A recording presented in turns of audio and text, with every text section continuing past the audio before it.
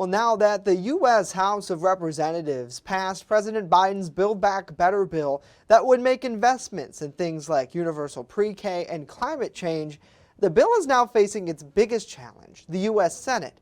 Our Washington, D.C. correspondent spoke with a handful of legislators on both sides of the aisle to gauge their thoughts on the fate of the bill.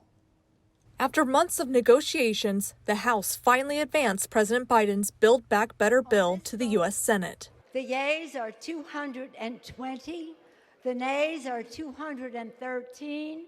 The Build Back Better bill is passed. The roughly $2 trillion climate and social policy bill will provide families with child care subsidies, universal pre-K, expand health coverage, and provisions that would combat climate change.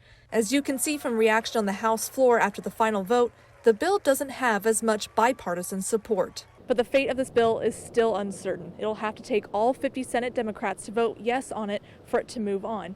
But as of right now, not every Dem is on board. Two moderate Democrats, Kyrsten Sinema and Joe Manchin, the country's awash in federal dollars, have pushed back on this bill, concerned about the cost and scale of it. Other senators are wanting to tweak the bill even more, and if they make changes to it, it will have to be kicked back to the House once again. Representative Ed Case voted for the bill in the House after he says he confirmed the measure is largely paid for rather than borrowed.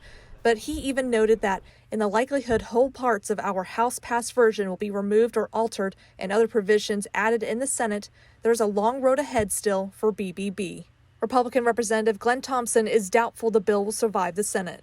There are clearly things in there that not just Senator Manchin, Senator Semina, but I think others are going to be opposed to, that were put together by these really socialist-driven Democrats in the U.S. House of Representatives. Democratic Senator Bob Casey has faith the bill will pass in his chamber. It's going to be long and torturous in some ways, the process and all the mechanics, but we'll get it done. At the Capitol, Rachel Knapp reporting.